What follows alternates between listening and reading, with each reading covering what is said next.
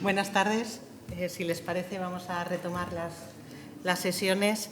Vamos a empezar con una mesa sobre los autores de la colección Cine y Derecho. La hemos llamado Ver, Pensar, Escribir. Y la verdad es que tengo que confesar que he sido avariciosa. He querido incluir muchos libros y nos ha quedado una mesa bastante densa. Vamos a intentar ajustarnos al tiempo para respetar los horarios y eso significa que voy a hacer una presentación brevísima para no comer tiempo a los participantes. Les he pedido que organicemos la sesión en 3 bloques. En un primer bloque brevemente van a hablar de qué reto supone abordar este tipo de libros o qué retos y qué alicientes tiene abordar este tipo de libros. Después ya profundizaremos un poco en la problemática de cada uno de ellos. Iré cediendo la palabra, ellos lo saben que voy a ser muy tirana con la distribución de la palabra, pero empezamos. La presentación la voy a hacer siguiendo el orden de publicación de los libros que hemos incluido, de tal manera que empezamos con Jesús García Cívico. Es imposible dar cuenta del currículum de todos los que están en la mesa, entonces yo he hecho una breve selección de cositas. Actualmente es profesor de Derecho Público en la UJI. Tienen ahí diversas publicaciones: La tortura, la cultura literaria del derecho, La condición despistada, Ficciones las justas, y el libro de la colección es Vania en la calle 42. Pasamos a La guerra a la vuelta de la esquina. Tienen ahí a Chiara Vitucci, profesora de la Universidad Campania Luigi Vanvitelli de Italia. Ella es doctora en Derecho Internacional. Nos va a hablar de un libro que es La guerra a la vuelta de la esquina, donde aborda más de 20 películas que trataron las guerras yugoslavas. Me pareció que era imprescindible incluir esta temática en la mesa. En tercer lugar, tenemos a José Luis Espinosa Calabuig, que es coautor de un libro en el que participo yo también, sobre la serie de televisión La voz más alta. Fue una maravilla compartir con quien es mi mejor amigo, tengo que decirlo, la escritura, que era una experiencia que nuestra amistad todavía no haya sufrido.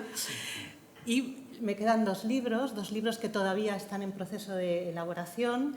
Uno es La costilla de Adán, perdón, cuya elaboración corresponde a Juan Miguel Company, compañero de departamento, catedrático de Comunicación Audiovisual, primero profesor mío, después amigo y colega. Su bibliografía sería imposible de abordar en una presentación. He seleccionado, no está ahí la foto de La realidad como sospecha, que es un libro al que yo le tengo particular cariño, Juan Miguel, pero tienen ahí el monográfico de Ingmar Bergman, Máscaras de la carne, y este último, Hollywood, El espejo pintado, que se refiere al cine clásico, ¿no? Y participa con él en el libro sobre La costilla de Adán Ignacio Cort, Nacho. Él es licenciado en empresariales, consultor tanto de empresas nacionales como internacionales, es novelista, tiene de hecho en puertas la presentación de tu última novela y tiene experiencia en crítica cinematográfica en múltiples publicaciones locales y nacionales. Y para terminar, tenemos en proceso también de terminación para la colección el libro de Ana Valero sobre el acusado. Ana Valero es doctora en Derecho Constitucional por la Universidad de Valencia, pero es profesora en Castilla-La Mancha. Tiene también, como ven, innumerables publicaciones. Los últimos libros, pues La libertad de la pornografía, por ejemplo, Nacenaica, ¿no? Ficciones las justas, también participas, ¿no? Y bueno, el proyecto de investigación también me parecía interesante sobre la pornografía como asunto constitucional. Estas son las voces que vamos a escuchar. Y sin más preámbulo, vamos a empezar hablando de qué retos supone escribir estos libros. Y empezamos por Chiara, si te parece. Gracias.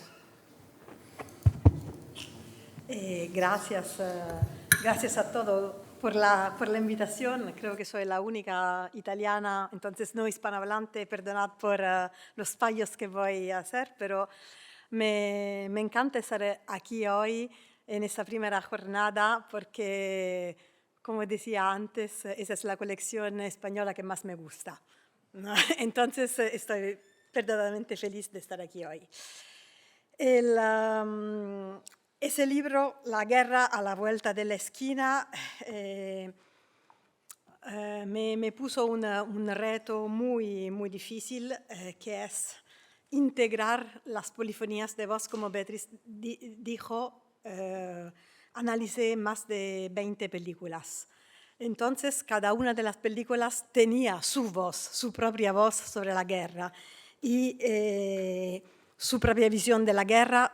Bueno, hoy sabemos con las guerras que tenemos no a la vuelta de la esquina, sino a la otra orilla del Mediterráneo, sino en la otra punta de Europa, que contar las guerras es muy difícil porque se ponen todos unos problemas de propaganda. Entonces, intentar entre las polifonías de voces entender cómo se podía contar la guerra, eso fue para mí el reto fundamental para escribir el libro.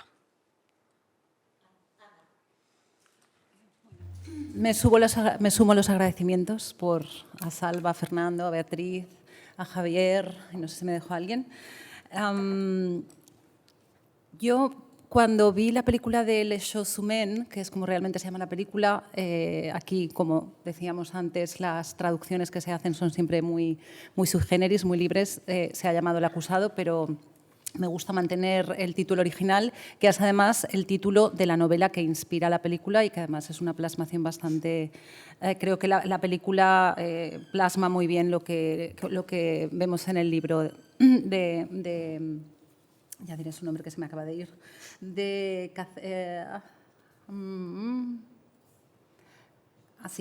Carine Thuil, exacto.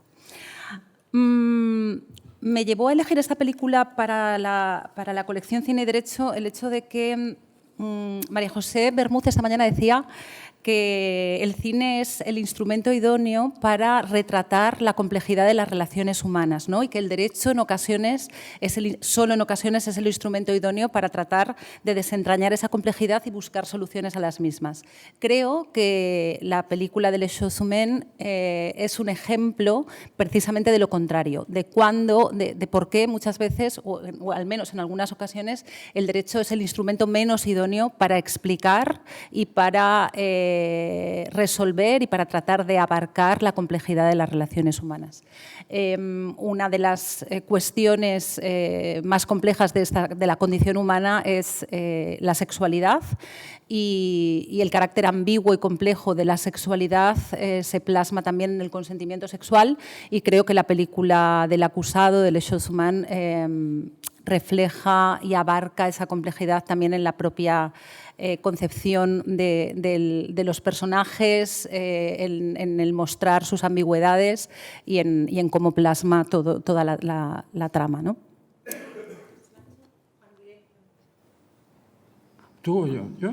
Bueno, no, el principal desafío, ¿no?, que hemos tenido que afrontar Nacho y yo es el de atacar directamente una concepción muy simplista, fomentada por algún que otro crítico al que no voy a nombrar, donde se decía que La costilla de Adán era una película soi-disant feministe, es decir, que se suponía que tenía cierto mensaje feminista. Mi particular aportación, ahora complementaria con la que diga Nacho, es que es una película sobre rituales conyugales y rituales judiciales, que van a parar ambos a una misma noción, que es la de la noción de mascarada, de representación.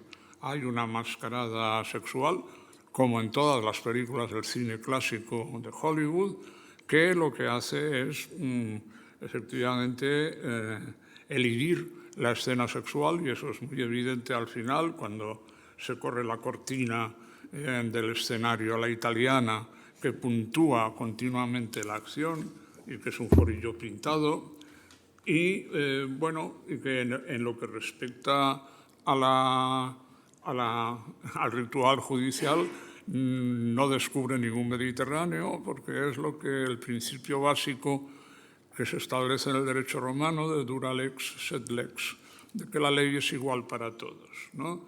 Entonces, bueno, si todo eso se materializa en una representación muy evidente a partir de un objeto, el objeto es un sombrerito coquetón que Adam Bonner, el protagonista, le regala a Amanda Bonner, a su mujer, al principio de la película, y que da mucho juego a lo largo del desarrollo dramático de la acción, que establece un arco entre un revólver real, cuyos 6 tiros se disparan, y una pistola de regaliz, que Adam Bonner, Spencer Tracy, le pega un bocado, y a continuación, que es una de las grandes transgresiones, yo creo, del clasicismo hollywoodiense, lanza una mirada a cámara tomando al espectador como cómplice de lo bueno que está el regaliz, ¿no?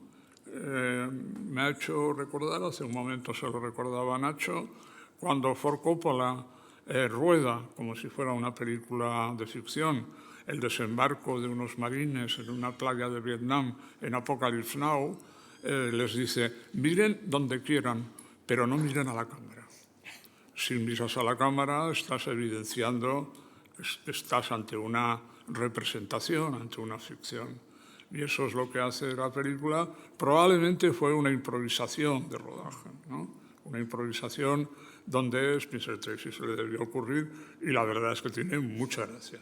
La gracia de la película está fundamentalmente en un guión escrito por el matrimonio, Gars von Canin, Ruth Gordon, al que muchos de los presentes recordarán porque es la bruja vecina de Mia Farrow en La semilla del diablo, en su vertiente de actriz. Y bueno, son unos diálogos extraordinariamente chispeantes, y las mismas situaciones de comedia de la película son las que le hacen digna de merecer un comentario. No, sí, un poquito, que ya hemos empezado muy largo. Hay 2 cosas que hay que tener en cuenta. Una es que es un tema sobre la violencia de género y que es de hace 75 años, no es de anteayer, es una película de hace 75 años. De nuestra quinta. Sí. Tampoco hacía falta que lo dijeras. Sí, justo en el año que nací yo se hizo. Ya que me lo ha dicho, él tiene un año más, que conste. Bueno, que me he cortado, sí. Esto nos lleva a esas revisiones que últimamente se han producido mucho, revisiones sobre hechos y actitudes pretendidamente progresistas de aquel tiempo. Por ejemplo, en el cartel que luego veremos, los 2 están peleando por los pantalones, o sea, la célebre frase de quién lleva los pantalones en casa. No, ya de entrada, cuando le decías a un hombre que tu mujer lleva los pantalones en casa, era un insulto. En el año 49 estoy hablando. En segundo lugar, que es una comedia. Y, por tanto, la comedia, uno de los elementos es que tiene elementos subversivos, o sea, que subvierte la realidad. Y entonces hay casos que obviamente son más del género cómico que de, entre comillas, el mensaje, por decirlo de alguna manera. Aunque Willy Wilder decía que los mensajes en el cine solo se pueden llevar a través de el correos, no en películas, obviamente. Y en último lugar, que hay un tratamiento muy machista a lo largo, en matices, a lo largo de toda la película, cosa que pretendidamente era feminista en aquel momento. Por ejemplo, ya escenas cómicas como que le preguntan a ella ¿cuándo se dio cuenta de que su marido no la quería? Pues cuando dejó de pegarme. ¿Me explico? Es una comedia, pero ese es el reto, ¿no? Saber que es una buena película porque está muy bien contada, Cukor sabe hacer cine, pero obviamente han pasado 75 años. Han pasado 75 años. Vives, a la colección, y a Fernando Flores y a Javier de Lucas. Es una colección que a mí siempre me remite la primera vez que leí los primeros títulos, también el de nuestro querido Mario Ruiz, pero el reto para mí supuso, de un lado, estar a la altura de una colección que ya llevaba encaminada largo tiempo, pero en lo personal yo pienso que todo lo que hago tiene que ver con lo primero que supe de mí a través de un gabinete de inspección psicopedagógica que recomendó a mis padres que dejara de estudiar porque decían que Jesús estaba en otra parte. La idea de que estaba en otra parte o que tendía mucho la distracción tiene que ver con la cuádrupla lista de mis directores preferidos, que todos han trabajado la idea del sueño, del ensueño, de la ensoñación, de la dispersión, que son Hubo, el director de An Elephant y Sitting Still, Vigan, el director de Largo Día de Viaje hacia la Noche, David Lynch, con la dupla Terciopelo Azul y Carretera Perdida, y director tailandés Apichatpong Weerasethakul. Mi reto era todo lo que estaba disperso que convergiera en una obra que paradójicamente tiene 4 autores, porque es una película de Louis Malle sobre un texto de Anton Chekhov, de una representación de André Gregory, y además tiene un guión de David Mamet. Esa idea del sueño, el reto de que convergiera, me apareció a través de lo que estaba haciendo David Mamet con el sueño americano, o sea, con el American Dream. Él estaba trazando una suerte de pesadillas, de insomnio del sueño americano, con autores como Raymond Carver, el Scott Fitzgerald del Crack Up, que justamente tiene una frase que para mí está detrás de muchos de los personajes de la obra, cuando dice que Gatsby estaba siendo derrotado o devorado por el polvo que se había acumulado en la estela de sus sueños. Entonces aparecía de nuevo el sueño, aparecía la dispersión, que trabajé en el ensayo La condición despistada, y la idea de que hubiera un personaje en una obra de Anton Chekhov que se pareciera tanto a las vicisitudes de lo que hoy autores como Amanda Brown o, de distinta forma, Mark Fisher hablan de sociedades de derecho privado con sujetos que tienden a la decepción, a la depresión, a la desafección. El grito de Bonisky, de Tío Vania, cuando espeta aquello de yo podría haber sido un Dostoyevsky, podría haber sido un Schopenhauer, si hubiera llevado esa vida. Eso que también dice T.H. Marshall en Ciudadanía y Clase Social, de que una sociedad está cohesionada hasta que los individuos sienten que no llevan la vida que se merecen, porque las diferencias socioeconómicas ya son demasiado profundas.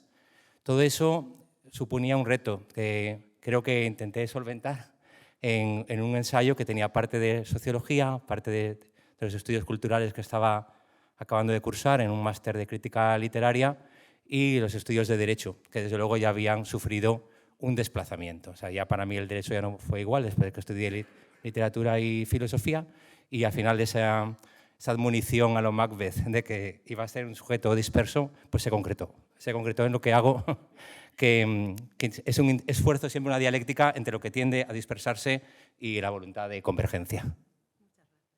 José Luis, la verdad es que antes me he dejado llevar por la amistad y cuando he presentado a José Luis no lo he presentado. José Luis es abogado, especialista en Derecho Administrativo, coordinador jurídico del Colegio de Abogados, profesor en el máster de Abogacía y amigo mío, por eso todo lo demás me he dejado correr. Gracias por venir. Gracias a ti. Bueno, pues gracias por supuesto a Salva Vives, a Fernando, a Beatriz, que voy a decir, que no se haya dicho, o si se haya dicho, que decía Lelutiers. Pero sobre todo gracias a los que estáis aquí, a los que nos están escuchando, porque hace falta valor para esta hora estar escuchando lo que yo pueda deciros, porque seguro que los demás contertulios es más interesante. Y precisamente ese era, para mí, uno de los retos principales de abordar este estudio, esta reflexión, que es el libro sobre la serie La voz más alta. Una serie absolutamente recomendable sobre lo que es el ejercicio del poder y el abuso del poder en la sociedad actual, ¿no? Esa es una parte del reto. La otra parte del reto es poder estar a la altura de Beatriz, cuyo nivel académico, por supuesto, es indudable. Pero bueno, yo precisamente lo que podía aportar aquí es la visión de un abogado. Si esto es la colección Cine y Derecho, la colección Cine y Derecho no puede existir si no hay también un enfoque de abogados. Los abogados estamos acostumbrados a afrontar casos, a afrontar realidades muy diferentes y desde ahí a diseccionarlas. Y eso es un poco lo que aquí particularmente me planteé. Cómo diseccionar una serie casi como si fuera un expediente administrativo. Como soy de la rama del derecho administrativo, pues la serie al final planteaba reflexiones muy, muy interesantes que luego, si puede ser, saldrán a la luz. Y el reto desde ahí era no escribir un tocho jurídico, unas reflexiones aburridas que al final no interesaban a nadie. Sí que creo que hay en la serie aspectos muy interesantes, como decía, sobre lo que es la sociedad cotidiana. Y lo demás pues ya irá saliendo a lo largo del debate. Gracias. Pues si os parece, seguimos con los alicientes y sigues tú, José Luis. Muy bien. Bueno, el aliciente fundamental, una vez que te metes en harina a ver la serie, es poder comunicar a cualquier lector y a cualquier persona que vea la serie que ahí hay varios planos para distinguir en lo que es la serie. Hay un plano que es una historia introspectiva del personaje Roger Ailes sobre su carrera dentro de la cadena Fox, y luego está una parte de la historia de los Estados Unidos de América que representaba un reto muy grande de cara a comprender hasta qué punto la historia de Estados Unidos se ha convertido también en nuestra historia. Lo que ocurre en Estados Unidos inevitablemente acaba por repercutir en lo que nos ocurre en nuestras vidas. Es una serie además que tiene varios planos y varios alicientes. Por ejemplo, toda la reflexión sobre los lobbies, sobre los grupos de presión. Estos días hemos tenido la polémica sobre el exministro Garzón, que había sido fichado por un lobby y que, debido a la presión mediática, rápidamente se ha retirado de esa iniciativa. Aquí vemos dos cosas, la presión mediática y al mismo tiempo la intervención en un lobby. Ambas cosas salen en esta serie. Entonces, esto era un aliciente. Y por encima de eso, y en un plano particular, el aliciente fundamental era poder escribir junto con Beatriz, que ya no vamos a insistir más en eso, porque si no esto es casi como una historia de amor y tampoco es eso. Pero ese aliciente personal, por supuesto, también estaba. Cada visionado, como se dice ahora, cada vez que ves un capítulo de la serie, te lleva a nuevos aspectos que no habías descubierto antes y a nuevas reflexiones sobre una serie de circunstancias que se van produciendo en la realidad cotidiana, no solo en el ejercicio del derecho, que eso también está en la serie, sino en la política actual, en la comunicación y sobre todo en el control del poder, que es, yo creo, al final el aliciente fundamental. Cómo conseguir reflexionar, estudiar, abordar el control del poder. Eso lo tenemos a diario y al final el poder se escapa, el poder se diluye y nadie lo controla realmente, porque hay demasiados intereses creados. Se me oye, sí. Bueno, los hechos de la película, por si hay personas aquí que no la han visto, muy resumidamente, está el acusado, que es Alexandre Fagel, que es hijo de una escritora feminista muy reputada, que tiene sus convicciones muy bien asentadas, ¿no? Y que además plasma esas convicciones en ensayos que tienen pues mucha repercusión pública, y de Jean Fagel, que es el padre de Alexandre, que es un reputado periodista que tiene semanalmente un programa en una de las emisoras más importantes de Francia. Y bueno, la visita de Alexandre a sus padres a París, es invitado a una fiesta, y por sugerencia de la nueva pareja de la madre, porque se me olvida decir que están divorciados, y de la propia madre de Alexandre, invita a la hija de la nueva pareja también a acompañarle a la fiesta.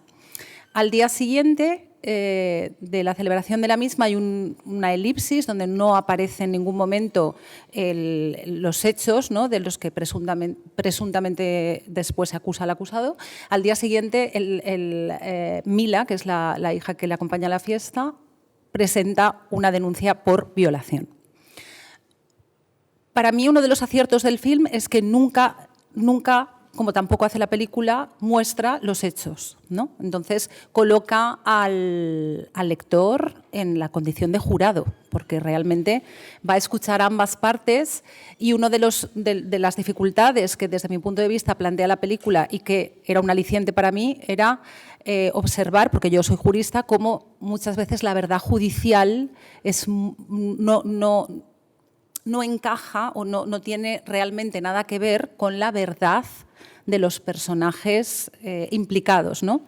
Hay un momento en que el abogado defensor de Alexandre durante el proceso dice: aquí no hay unos hechos objetivos, aquí no hay una verdad objetiva, hay dos verdades, y depende del lugar en que se encuentra cada una de las personas implicadas en este proceso, la verdad es distinta. Bien, tratar de buscar una verdad judicial a partir, como digo, de verdades condicionadas por la subjetividad de quien participa en los hechos, pues muchas veces es dificultoso y muchas veces, aunque se alcance, ni siquiera esa verdad judicial hace justicia realmente a los hechos, ¿no? Y este era uno de los alicientes también. El aliciente fundamental, el primero de todos, si valga la cuestión personal, es escribir. Nos conocemos hace 64 años y es escribir por primera vez con Juan Miguel. Hemos sido compañeros de colegio, hemos sido críticos de cine, hemos presentado en Cineclub, hicimos una empresa para formar en el cine en los colegios. Me ha invitado a participar en sus clases en la Universidad de Valencia, pero era la primera vez que escribíamos juntos. La segunda, voy a contar un poco por encima de la película para explicar. La película empieza con que una señora sigue a un individuo en Nueva York a las 5 de la tarde, cuando acaban las oficinas. Es un documental de cómo eran esas planas de cómo era Nueva York. Entra el hombre en un edificio, entra ella, entra en un apartamento, ella en la puerta del apartamento coge una pistola, coge el manual de uso de una pistola, ya estábamos con el inverosímil, por decirlo de alguna manera, y pega unos tiros a su marido, que resulta ser su marido y la amante de este. La defensa, porque el tema básico de la película es el enfrentamiento matrimonial entre ellos dos, pero la defensa alega que si un hombre puede matar a una mujer cuando le pilla en adulterio, la mujer puede matar al hombre también. No cuestiona la violencia de género. Dice que la violencia de género la pueden tener las dos partes. Mientras que el fiscal usa el derecho positivo. No se puede disparar, ni uno ni otro. Ese es el fundamento jurídico de la película. No hay una defensa de no violencia, sino una defensa.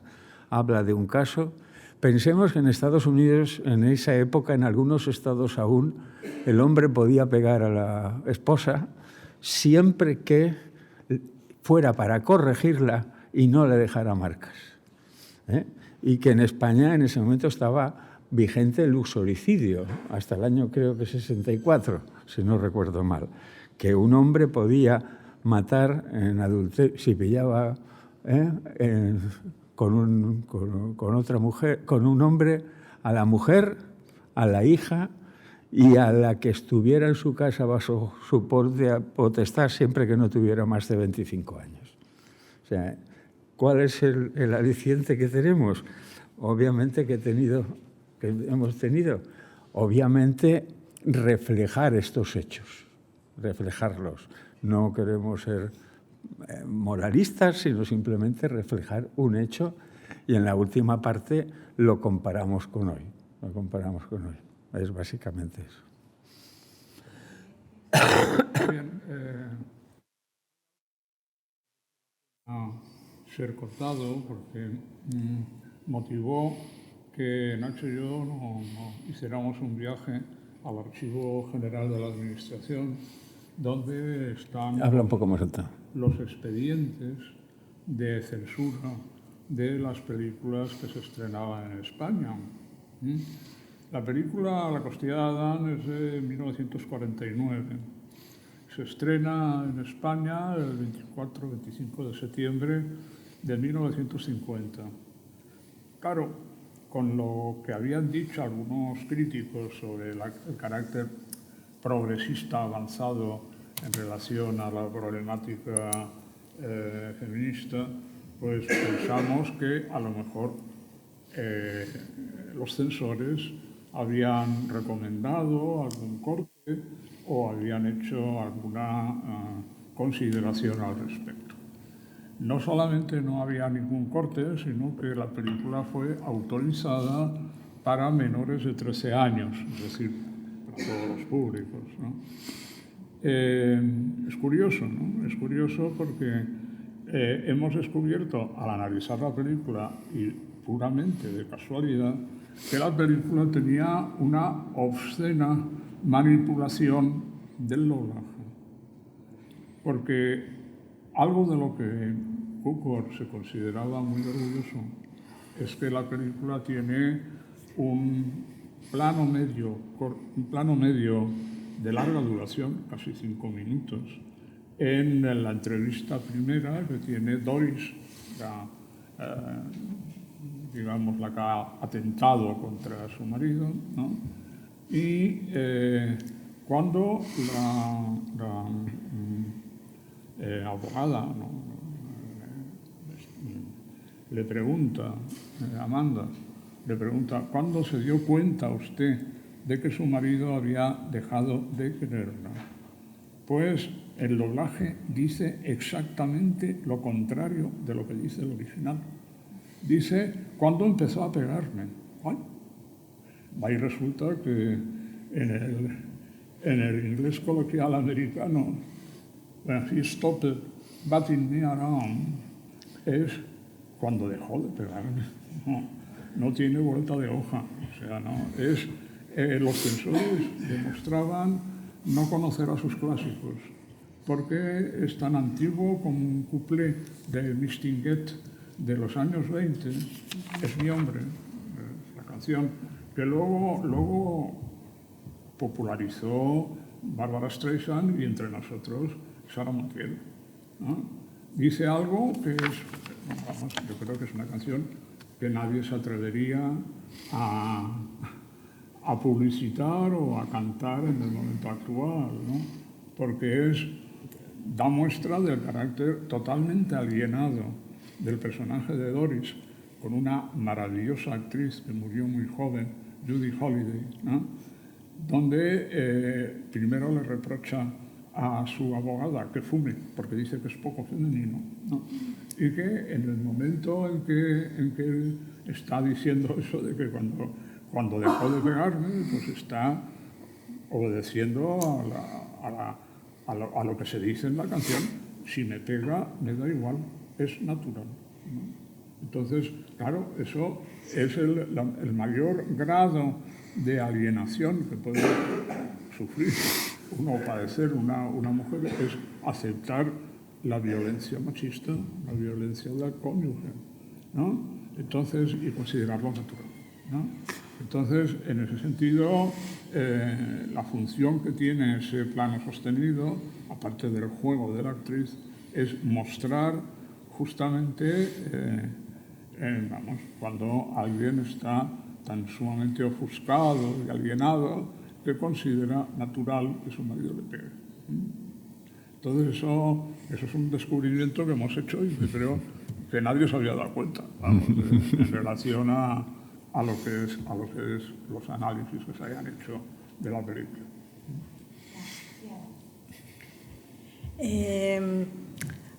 Bueno, claro, como yo no he analizado solo una película, sino varias,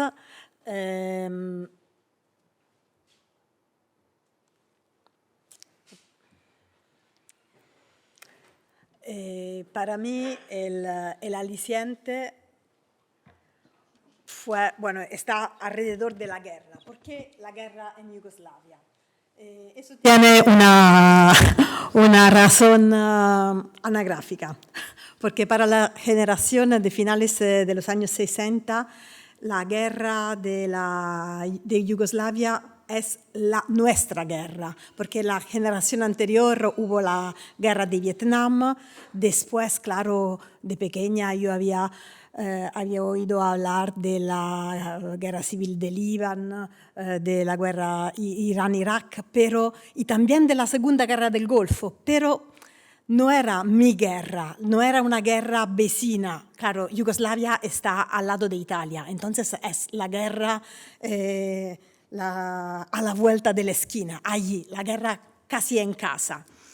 Y es una guerra que a través de la televisión ha entrado en nuestras casas. Entonces, y bueno, yo había hecho mi carrera de Derecho, entonces tenía unos instrumentos para intentar entender esa guerra. Y por eso, ese es el aliciente del libro, comprender mejor esa guerra. O sea, he explicado por qué esa guerra, pero entenderla mejor porque es una guerra de la que no se dan visiones equilibradas. Se dan visiones distintas, cada uno tiene la suya, como decía antes. Entonces, ¿cuál puede ser una visión? ¿Qué manera de contar esa guerra? Y claro, como los instrumentos del derecho no me habían parecido suficientes, yo estaba haciendo mi tesis doctoral sobre la guerra de Yugoslavia, pero los instrumentos jurídicos le faltaba algo, entonces hice recurso al cine con todas esas películas, algunas más bellas, algunas más conocidas, muchas desconocidas que tuve que ver en idioma original con subtítulos muy raros, en idiomas que no comprendía muy bien. Pero las imágenes, bueno, vamos a ver también algunas imágenes, las imágenes dicen mucho más que muchos libros de derecho, por eso. Gracias. Muy bien, muchas gracias. Pues vamos a empezar a hablar ya un poco más. Pero voy a ser muy breve, Beatriz. Que poca gente repara en que en Platón, en el banquete, lo que dice del amor es que el objeto del que nunca te cansas de querer es el saber. De ahí viene el término filosofía, ¿no? El amor por el conocimiento nunca se agota. Entonces, a mí el aliciente supuso volver a un objeto al que le había cogido cariño, que era el tema de mi tesis doctoral, que era una tesis doctoral sobre la historia de las ideas, y con particular la idea del mérito. El mérito, aunque aparece en 1958 en una reseña The Rise of el auge de la meritocracia en The Economist, pues si rastreas en Tucídides, en Discurso por los caídos, por Atenas, en las guerras, que Atenas libra en favor de la democracia, dice que en la democracia a la gente se le prefiere por su axiasis, es como su mérito dinámico, ¿no? Y un antropólogo, Clifford Geertz, dice, bueno, al final toda desigualdad tiene que fundarse no tanto en una retórica, sino en una poética, en imágenes, incluidas las imágenes del cine, que hagan las igualdades y las desigualdades merecidas o inmerecidas. Por entonces, algunos autores, yo creo que no del todo éticamente, a pesar de ser reputadísimos profesores de filosofía ética y moral, como Michael Sandel, o aquí César Rendueles, estaban tomando la meritocracia o el mérito como una bandera del liberalismo, del neoliberalismo que había venido después de Margaret Thatcher, confundiendo el uso frívolo, el uso arrogante de la élite que decía que merecía sus posiciones por haber estudiado en Harvard, por haber estudiado en Yale, con el principio del mérito, que neutralmente considerado es un principio de asignación de cargos a partir del esfuerzo y del trabajo de la gente. Y me pareció muy triste que una generación española estuviera dispuesta a bajar los brazos concediendo todos los puestos de prestigio a razones de tipo familiar o nepotista. Y el grito de Vania, de yo podía haber sido un Dostoyevsky, podía haber sido un Schopenhauer, me pareció que estaba vigente. Así que el aliciente de volver a un tema que ya había estudiado, como el mérito, a la luz de 10 años, viendo qué cambios, qué filmes, qué películas, qué historias hacían esa desigualdad merecida conmovedora, me pareció una oportunidad muy bonita. Muchas gracias. Ahora sí, empiezas a hablar. ¿Y qué pregunta es? Pues mira, muy brevemente. Mi perspectiva del estudio del derecho es sociológica. jurídica y parto de una dimensión cultural, que también es histórica, sociológica y jurídica, y hay una función del derecho un poco estudiada en la teoría del derecho, que es que al derecho no solo le corresponde la orientación de conductas o la resolución de conflictos, sino también dar un criterio de legitimidad al reparto de los bienes de una sociedad. Nosotros tenemos un sistema de mercado y, por ejemplo, para el acceso a la función pública es un principio basado en el de mérito-oposición, mérito-capacidad, que ya viene del artículo 6 de la Declaración de los Derechos del Hombre y del Ciudadano de la Asamblea Francesa. Cuando en una pequeña hacienda, Chekhov dice, llega un profesor que se llama Serebriakov, con una bella mujer que se llama Elena. Vania está enamorado de Elena, Elena no le corresponde. Sonia está enamorada del doctor Astrov, al doctor Astrov no le corresponde. Vania está pensando que lleva una vida injusta. Nadie.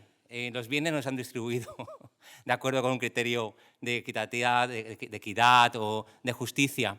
Y el derecho entra y no entra en ese ámbito de distribución privada, que sin embargo consideramos legítimo, ¿no? Por cómo adquirimos las cosas, por herencia, por compraventa, por donaciones, por el trabajo. Eso es lo que también legitima el derecho. Y me pareció un tema muy interesante, un eje jurídico muy poco trabajado. Lo intenté aproximar al ámbito privado. Era una oportunidad bonita porque justamente David Mamet, el dramaturgo norteamericano, estaba siendo muy crítico con la escasa movilidad social vertical que había en Estados Unidos, que en esos años era muy parecida a la antigua Roma. O sea, la gente tenía los sueños, la ensoñación de que podían llegar a ser algo, pero las probabilidades estadísticas les decían otra cosa. Ese es mi estudio. Tenemos las primeras. A mí, vale.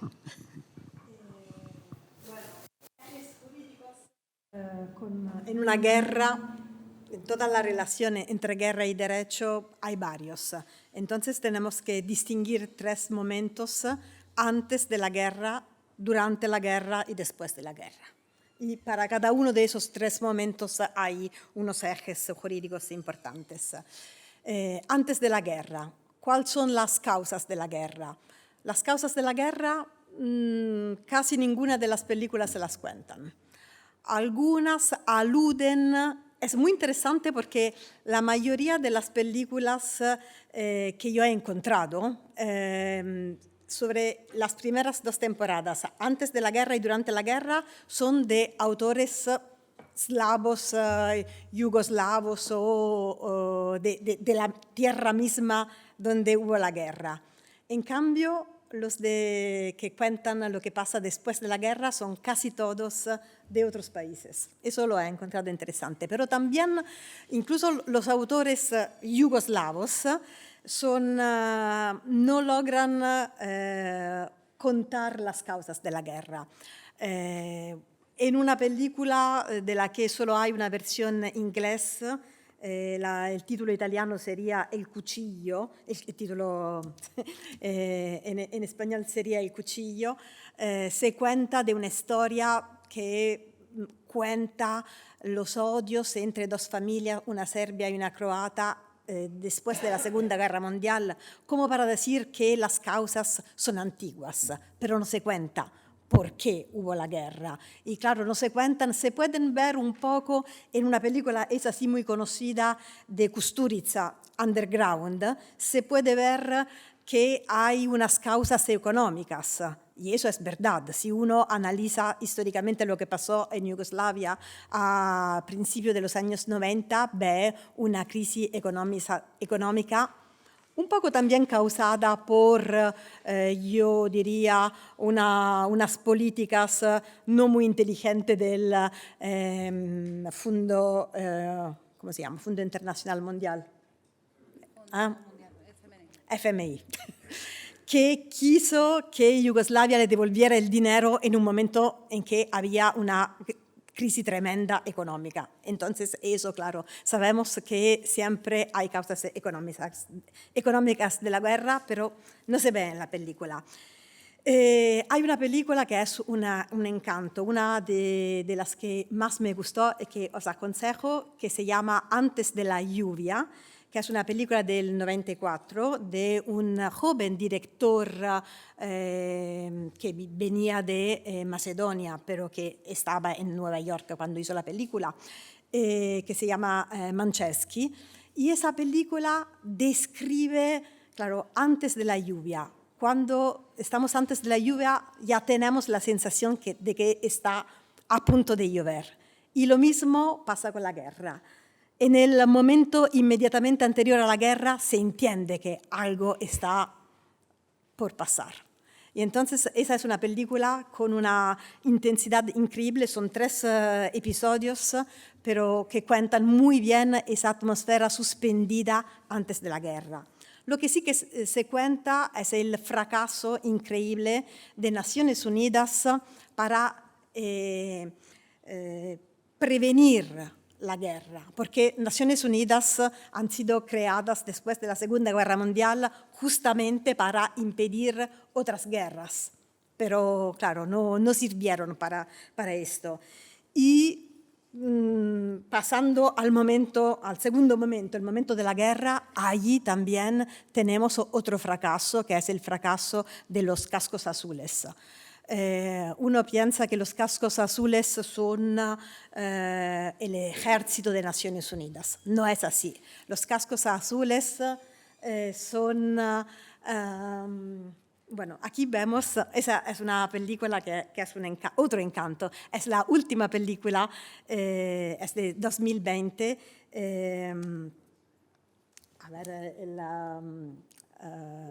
Cueva di Saida, se llama Cueva di Saida y es una película sobre el genocidio de Srebrenica y se ve plásticamente los cascos azules que son unos jovencitos, son los cascos azules de Países Bajos que estaban en la enclave de Srebrenica para proteger los civiles. Pero si vemos la diferencia física entre esos jóvenes que, claro, tienes calor, estamos en julio de 94, el día inmediatamente anterior al genocidio, se ven los militares serbios agresivos, muy, parecen adultos con una mirada agresiva y muy bien armado, y en cambio hace un contraste muy fuerte los jóvenes que siembran que tiemblan, están con pantalones cortos, están allí porque se están muriendo de calor, pero no saben cuál es su función allí. Y eso es todo el tema del fracaso de Naciones Unidas en esa guerra de Yugoslavia, fracaso que se ve en muchísimas otras películas. En una, la UN, el acrónimo de Naciones Unidas, se convierte en la Unión de la Nada. En otra se le llaman pitufos a los cascos azules. Eso siempre para decir que no sirven de nada porque no pudieron impedir ni la guerra ni el genocidio. La siguiente, así vamos directamente a la... en las primeras 2 escenas estamos en la misma película y vemos una escena que parece casi, no tener ningún sentido, pero allí donde he puesto separación, se separan los varones de las mujeres. En el fondo... no las vemos las mujeres, podemos imaginarlas. En el autobús está lleno de mujeres. Las mujeres no fueron matadas, en cambio todos los varones viejos, jovencitos, se les separan y eso es una escena que no se ve en la película, pero le matan todos. Allí también una sentencia del Tribunal para Antigua Yugoslavia, eso será después de la guerra, declarará que hubo un genocidio en Srebrenica, porque en Srebrenica se pudo demostrar la intención especial que es necesaria para haber un genocidio de destruir en todo o en parte un grupo. y es lo que pasa allí en Srebrenica. Entonces, fracaso total de Naciones Unidas. ¿Qué hace? Después de la guerra intenta hacer lo que no ha hecho antes. Entonces no ha podido prevenir los masacres, podrá a lo mejor quizá juzgar los responsables. Y entonces se establece el Tribunal para Antigua Yugoslavia y podemos ver el video muy pequeño. Si sale, si no, los cuento.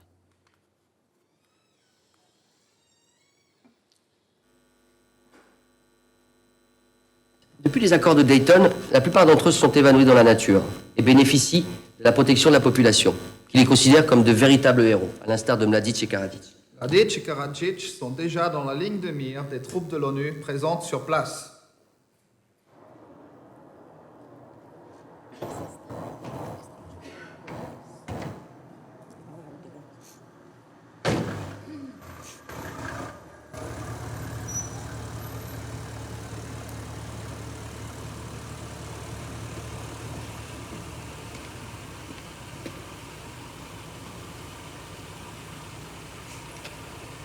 Let them pass.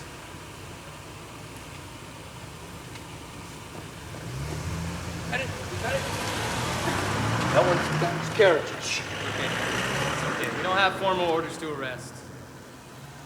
He's a fucking war criminal, yes or no? Hey, look, it took a lot of effort for us to end this fucking war, okay? Taking Karadzic now could risk pissing off the Serbs and maybe starting up this shitstorm all over again, and we don't need that. Look, we saw a guy that looked a little bit like Karadzic, okay? It's bullshit. Después de la guerra vemos otro eje jurídico muy importante, la relación entre paz y justicia. ¿Quién gana entre paz y justicia? ¿Puede haber justicia, puede haber paz sin justicia? La escena que hemos visto, bueno, en francés, inglés, con subtítulos en italiano, es lo único que pude encontrar, pero creo que se entiende muy bien. Dicen en la primera escena está filmada en La Haya, donde está el tribunal. Sí, estamos buscando los responsables, estamos buscando, ya están en la línea de tiro Karadzic y Mladic. Y en cambio, la escena siguiente, alrededor temporal de los acuerdos de Dayton, es peligroso intentar hacer preso Karadzic, lo dejan ir porque podría alargar el proceso de paz. Eso es algo, claro, que pasa en toda guerra, pero que a mí me llama muchísimo la atención, me parece un eje jurídico muy, muy importante, porque, claro, si eso se ve en otras películas, si no intervenimos frente a un masacre a través de la ONU, a través de otras intervenciones, estamos participando. Y si no juzgamos los responsables en todo lado, porque claro, el Tribunal para Antigua Yugoslavia tenía la competencia de juzgar criminales de todas partes, criminales de guerra. Si no lo juzgamos, eso también puede ser un problema. La última cosa que ahora solo dejo allí, quizás para el debate, es otro eje jurídico durante la guerra, es el derecho humanitario, que ya se ha mencionado hoy por la mañana. El derecho humanitario es el derecho durante la guerra. ¿Qué normas hay? ¿Qué normas se tienen que respetar durante un conflicto? Estamos viendo esos días Israel que repite, el Estado, los soldados están respetando el derecho humanitario, pero tenemos 30.000 muertos. Entonces, todo el debate alrededor del respeto del derecho humanitario es otro eje jurídico. Gracias.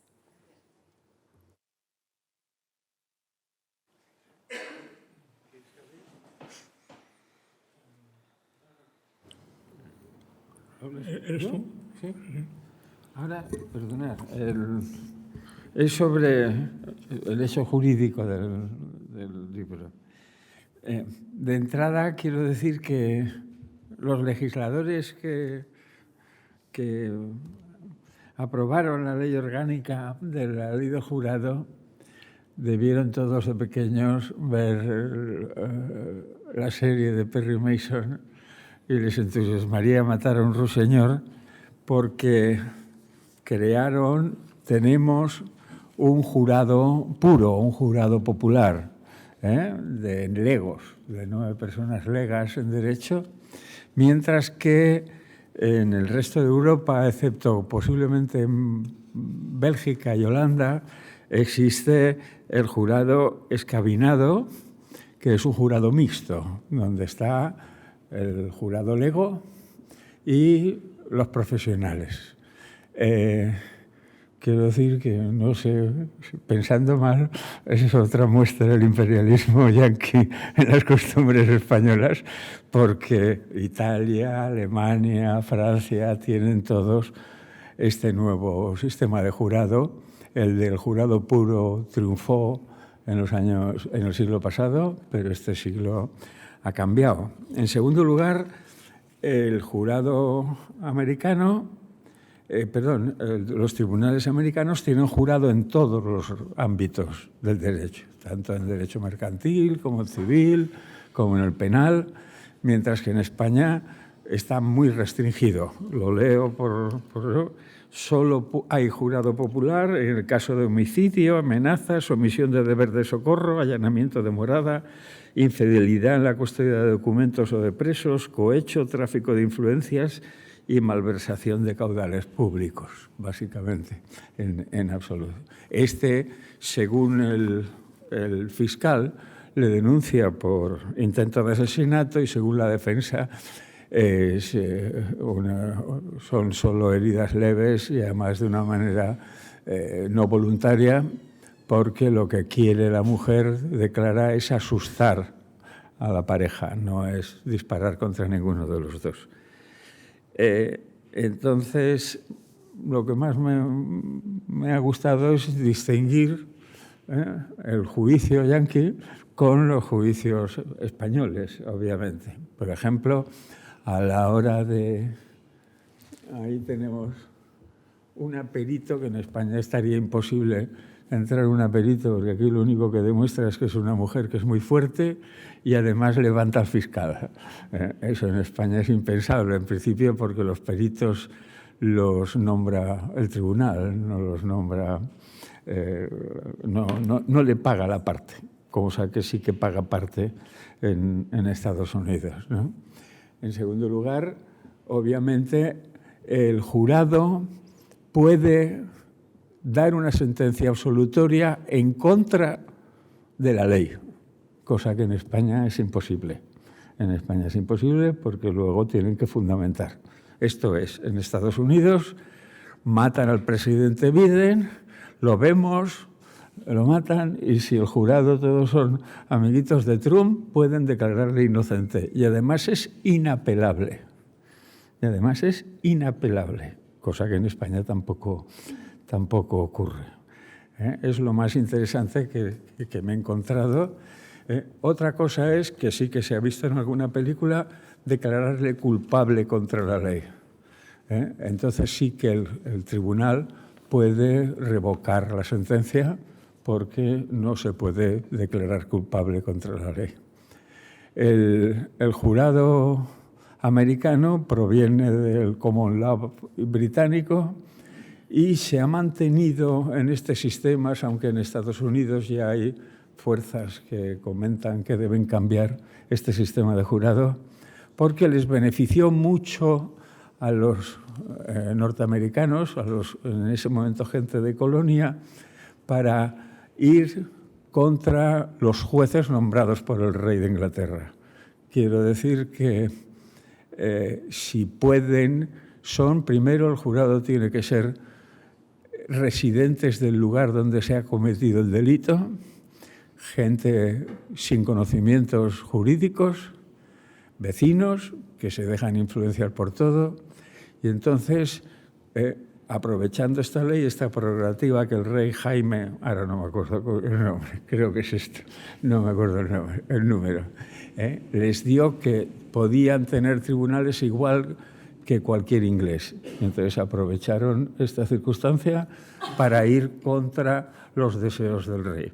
Y como esto fue una parte fundamental de los movimientos independentistas, pues se han mantenido los más reaccionarios, en el sentido etimológico del término, los más reaccionarios al cambio, están alegando que es el fundamento de derecho de Estados Unidos desde los padres fundadores y no lo cambian. Obviamente, en Estados Unidos, no os creáis que es desde el año 50. En Estados Unidos, la violencia de género ha tenido un tratamiento más rápido y más progresista desde los años 80. No estamos, tampoco es que son unos modernos. Prácticamente como nosotros, cuando salimos de la dictadura, se empezó a mover, pero hasta los años 80, 90 tampoco se legisló, se empezó a legislar. Repito, no se va contra la violencia de género en la película, en los años 40. No se iba contra la violencia de género. Se decía que la podían tener las dos partes, pero no hay un cuestionamiento de esto. No, es este. ¿Es este?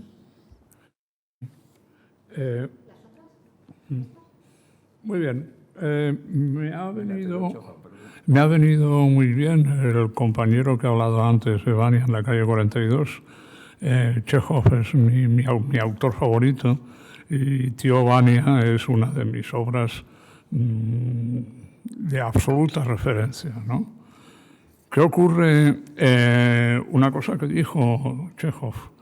Dijo que si en el primer acto aparece una escopeta en una panoplia ahí en la casa, en el tercer acto esa escopeta se tiene que disparar. Howard Hawks, que probablemente conocía a Chekhov, ¿no?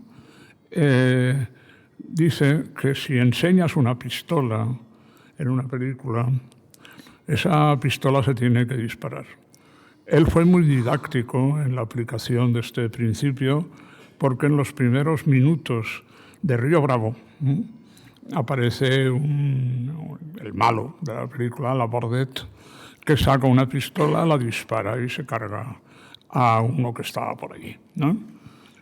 David Borwell y Christine Thompson, que son los que más han teorizado los planteamientos del cine clásico de Hollywood, dicen que efectivamente existe una relación causa-efecto. Causa-efecto entre pistola que se muestra, pistola que se dispara. En el comienzo, que antes ha citado Nacho, ese comienzo tan documental de La costilla de Adán, lo que vemos es a una mujer que se le abre el bolso en el metro y hay un inserto para que el espectador se dé cuenta de que ahí hay un revólver, ¿no? Claro. Otra cosa es el gazapo de guión de cómo ella sabe en qué puerta está su marido en trance adúltero, ¿no? Que eso es un poco una arbitrariedad de guión, pero bueno, si non è vero è ben trovato. Entonces, bueno, lo que ocurre en el momento en que esa pistola se va a disparar es la huella de una distancia. La huella de una distancia que es la que impone la comedia a la acción dramática, ¿no?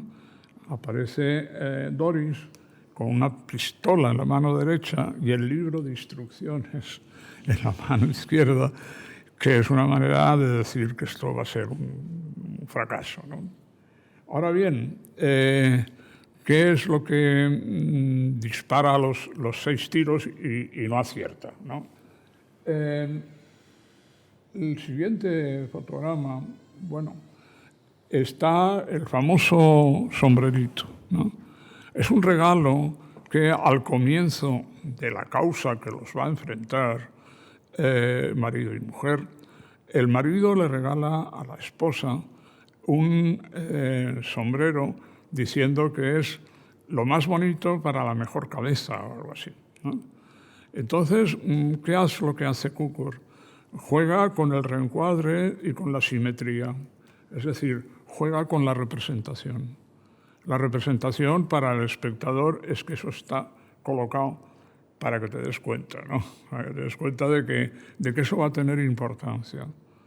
¿Qué es lo que ocurre? Que es otro momento climático de la película, cuando Adam Bonner se da cuenta de que el sombrerito lo lleva la defendida por su mujer, Doris, que se la ha puesto porque le queda bien, ¿no? Es un momento extraordinariamente bien resuelto. Cukor era un gran cineasta. Hay un traveling para mostrar el sombrerito como si estuviera navegando por encima de la sala del jurado, ¿no? Y el contraplano de ese plano es la mirada indignada de este hombre que ha comprado el sombrerito para su mujer, pero su mujer se lo presta a su defendida, ¿no? Entonces, el espectador también tiene que cobrar conciencia de que ese sombrero es un regalo, y un regalo tiene un recibo. Y finalmente, cuando después de una escena muy divertida donde a Adam Bonner, una de las testigos propuestas por su esposa, lo levanta en vilo, ¿no? Que es la ley, en lugar del peso de la ley es la elevación de la ley, ¿no?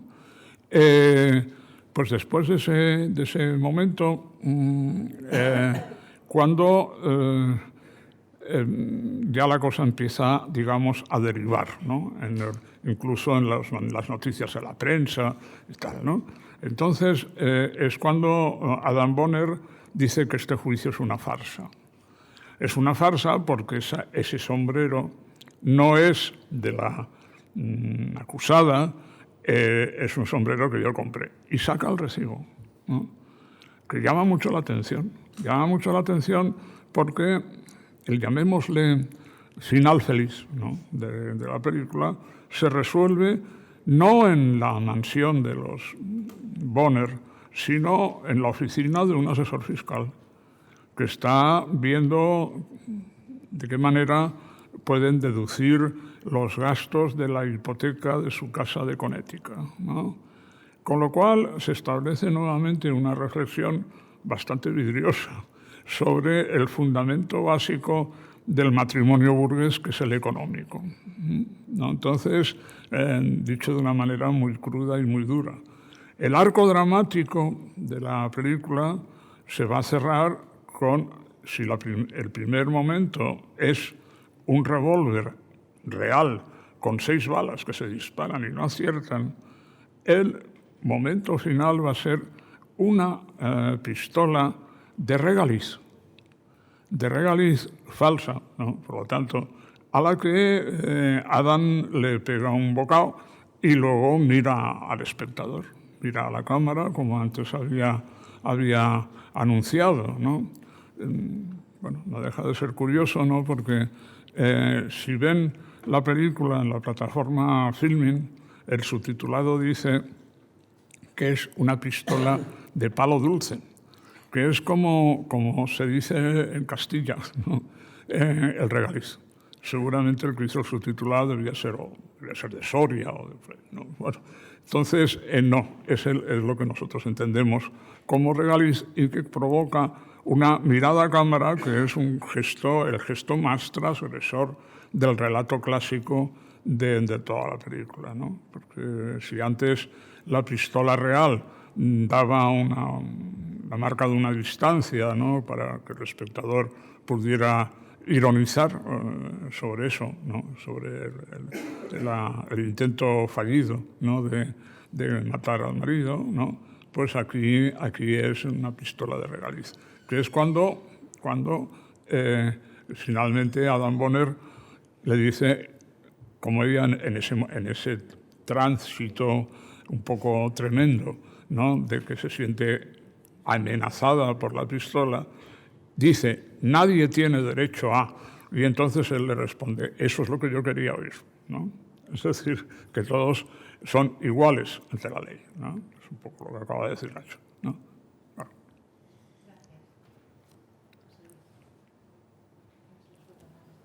Sí.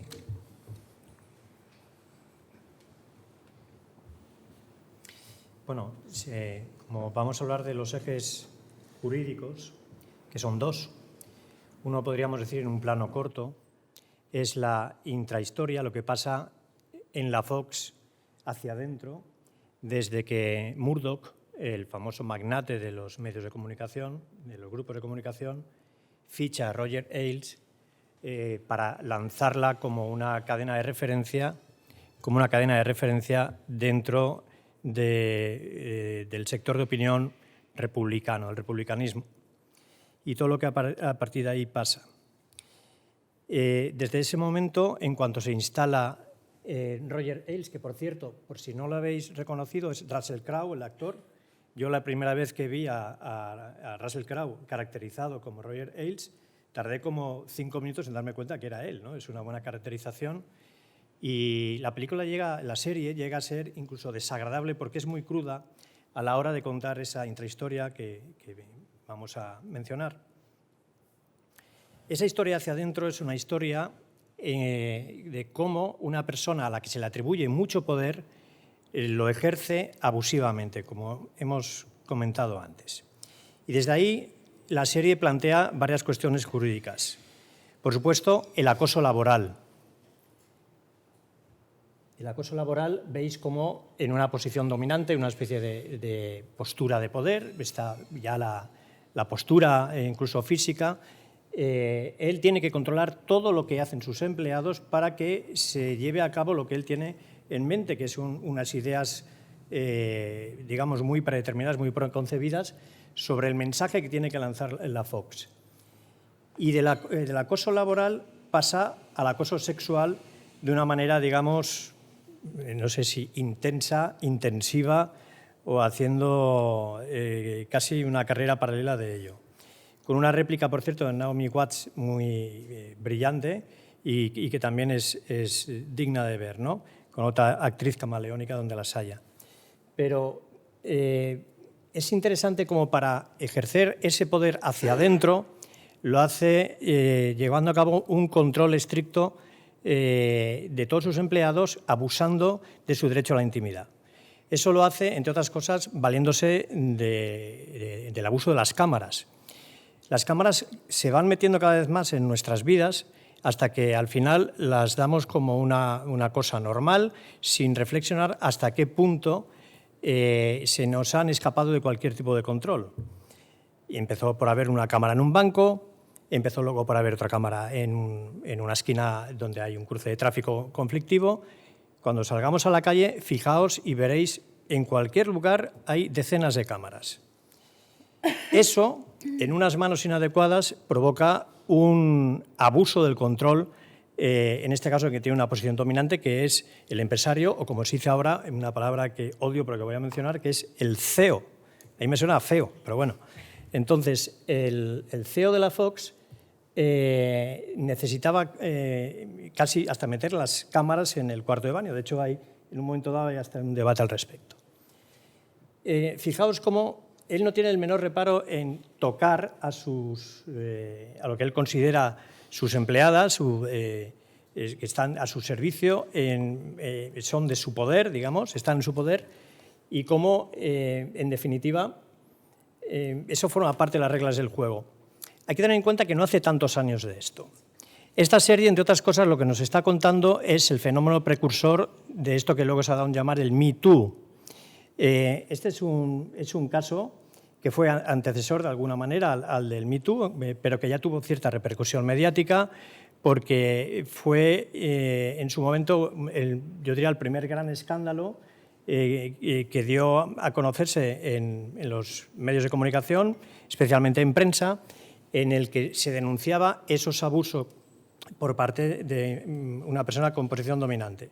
Quizá la diferencia con el fenómeno Me Too es que tiene mayor repercusión por cuanto se produce en el seno de la industria de Hollywood, que es digamos, con más facilidad asumible por el público en general. Pero aquí ya se dieron las primeras directrices.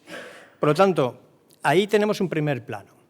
Esto nos lleva a otra reflexión en este plano corto, por decirlo en términos jurídicos, que es cómo se puede evitar eso para que no suceda. Lo que nos lleva a reflexionar en el libro con una cosa que también está importada de Estados Unidos, porque estábamos diciendo antes, es que al final somos hijos del imperio, que es a través de una regulación en los contratos de trabajo y a través de protocolos de prevención de los delitos. Eso que hemos importado a Estados Unidos, aquí hay prestigiosos penalistas que sabrán mucho más que yo de esta materia, queridos Vicente y Pepe, que os estoy viendo ahí sufriendo un poquito. Estamos hablando de los protocolos compliance. Compliance es una palabra anglosajona y son, digamos, una invención propia del derecho anglosajón que se ha extrapolado aquí por obra y gracia de las consultoras, a su vez con raíz anglosajona, que operan en nuestro país. Esos protocolos se establecen para evitar que sucedan cosas como esta. Ya veremos con el paso de los años si eso es una medida eficaz, está ya inserto dentro del Código Penal y nos sirve para reflexionar sobre cómo se puede evitar ese tipo de conductas abusivas. Es verdad que al fin y al cabo estamos hablando de una serie que refleja el derecho anglosajón, pero valga esta reflexión. El derecho anglosajón, igual que toda la cultura anglosajona, se nos va introduciendo, digamos, contra natura dentro de lo que es nuestro ordenamiento jurídico y en general en nuestra vida, sin que haya tampoco la adecuada reflexión al respecto. Y en un plano largo vemos cómo hay reuniones. Yo creo, Beatriz, igual lo recuerdas tú mejor que yo, esa es la reunión entre munidores. Ríanse ustedes de don Torcuato Fernández Miranda, como famoso munidor del reino, en el cual en esa reunión es cuando se decide lanzar a la palestra, lanzar la carrera de un señor que tiene la piel naranja y el pelo amarillo. Yo digo porque todos los días cuando voy a tomar café, al lado del café hay una tienda de disfraces y hay una careta de Donald Trump y estaba por traerla, pero claro, no sé si hubiéramos rebajado el nivel. Este personaje es un personaje fascinante. Ahí es donde arranca su carrera. Cuando, desde la irrelevancia, que es una expresión que está en el libro empleada por ti, Bea, desde la irrelevancia se convierte en todo un fenómeno mediático, aprovechando precisamente que venía pues, de cierta repercusión en programas casi entretenimiento en Estados Unidos, donde deciden, pues, ¿por qué no lo lanzamos a este? Nos lleva, como decía, al plano largo a la reflexión, pues antes hemos pasado de una intrahistoria, ¿esto qué sería? ¿La metahistoria un poco? Bueno, sí, es igual. Nos lleva a la reflexión de que al final nosotros como público objetivo lo que hacemos es recibir lo que otros han creado en cuanto al juego del poder. Es decir, Donald Trump no hubiera sido quien es si no hubiera sido lanzado en un momento dado por un juego de intereses en el que determinados sectores del Partido Republicano más un grupo de presión, que es al mismo tiempo un grupo de comunicación, deciden lanzarlo a la palestra. De modo que asistimos a la creación de un candidato y eso nos lleva a la otra reflexión desde el punto de vista jurídico y es la transparencia y el control de estos grupos de poder dentro de la democracia, que es eso también está reflexionado, porque el libro tampoco es un tratado jurídico, más que nada porque yo no podría hacerlo, pero que nos sirve para reflexionar al respecto. Hablábamos antes de los lobbies. Los lobbies o grupos de presión llevan en España intentando regularse no sé cuántos años, no acaban nunca de arrancar, y vamos a pasar, lo decimos, lo advertimos ya en el libro, vamos a pasar de un defecto de regulación a un fenómeno también muy español, este no es americano, este es muy español, sospecho que también muy italiano, que es todo lo contrario, un exceso de regulación, la hipernomia, habrá un montón de reglamentos para que todo se pierda en esa maraña, en ese bosque, de manera que al final no se pueda controlar nada. Porque al final de lo que se trata es que determinados sectores que ejercen el poder no puedan ser controlados, bien porque no hay espacio regulado o bien por todo lo contrario. Y en esas, digamos, en esas sendas ellos se pierden. En esta historia, y termino con esto, el amigo Roger Ailes al final, digamos, que muere de éxito. Bueno, aparte de que la serie también cuenta su deterioro físico, cómo va enfermando, etcétera. Pero quien, como decía Cela, quien resiste gana. ¿Quién resiste? Quien está detrás. Siempre hay alguien detrás moviendo los hilos, que en este caso era el grupo Murdoch, ¿no? Y a su vez con entresijos con otros grupos de presión. Pues estas reflexiones en sus distintos ámbitos jurídicos son lo que intentamos trasladar al libro para que cada uno a su vez reflexione, pero seguro que cada uno tiene una visión diferente. Pues eso era. Gracias. Bueno, los de la película que abordo yo en el libro son varios, teniendo en cuenta que más de la mitad de la película es el proceso penal, el juicio que se celebra contra el acusado. Uno de los temas que, bueno, o el gran tema de la película es el de las zonas grises del consentimiento, ¿no? Un asunto del consentimiento sexual, un asunto que está en el debate actual, en el ámbito de la filosofía, en el ámbito del derecho y en el ámbito del feminismo. El consentimiento sexual es un concepto muy discutido y muy discutible y que se evidencia o está el carácter ambiguo, el carácter debatible, ¿no?, del propio consentimiento sexual, que a priori podría parecer un concepto muy claro, se evidencia en los grandes debates que suscitó la elaboración y aprobación de la ley a favor de la libertad sexual, la famosa ley del solo sí es sí. Creo que el cuestionarnos si esa fórmula del solo sí es sí es una fórmula adecuada para el derecho penal a la hora de limitar cuándo estamos ante una relación sexual abusiva y cuándo no, es una cuestión jurídica muy relevante que de alguna manera se ve plasmada en la película de Les Choses Humaines. Después, la película también es un estudio cuasi antropológico de la burguesía parisina, ¿no? Entonces, esto se evidencia en las contradicciones que supone para una madre cuyos principios feministas son indiscutiblemente plasmados en sus ensayos cuando cuando su hijo es acusado por violación. Una cosa muy curiosa que a mí me parece que cierra el círculo no es el hecho de que el director de la película, Iván Attal, es el padre del protagonista de la película y Charlotte Gainsbourg es la madre que hace de madre en la película y es la madre real del protagonista de la película, ¿no? Hay un par de recursos cinematográficos que a mí me parecen, o tres que me parecen relevantes.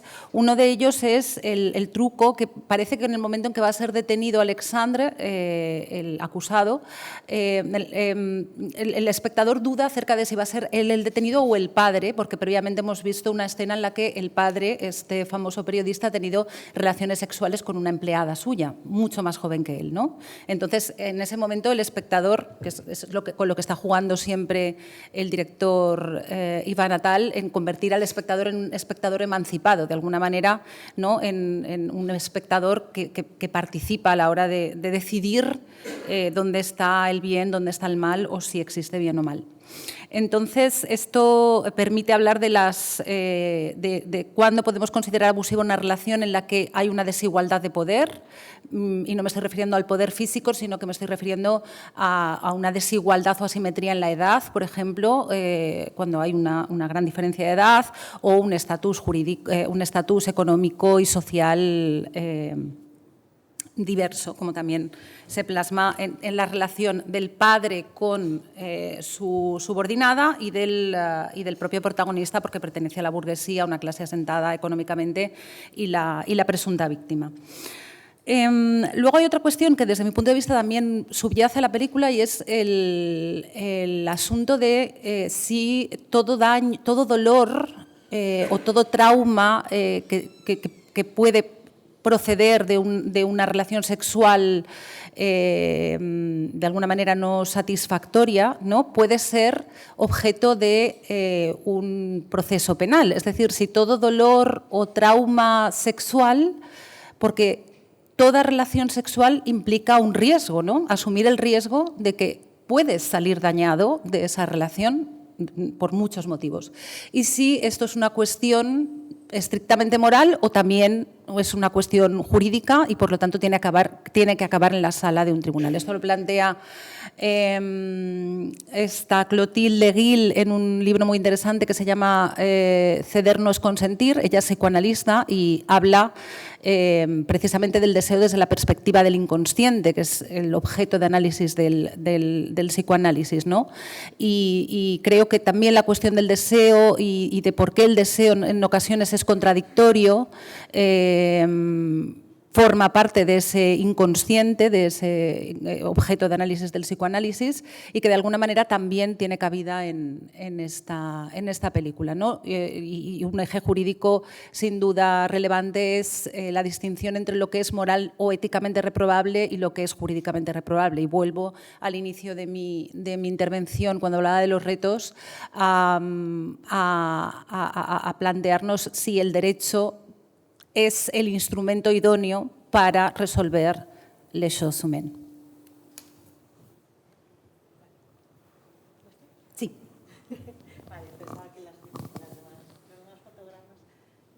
Ah, bueno, no he prestado atención a los fotógrafos. Nos queda un par de minutillos o tres. Si alguien quiere decir algo, alguna intervención, alguna pregunta. ¿Alguna intervención, alguna pregunta? No veo.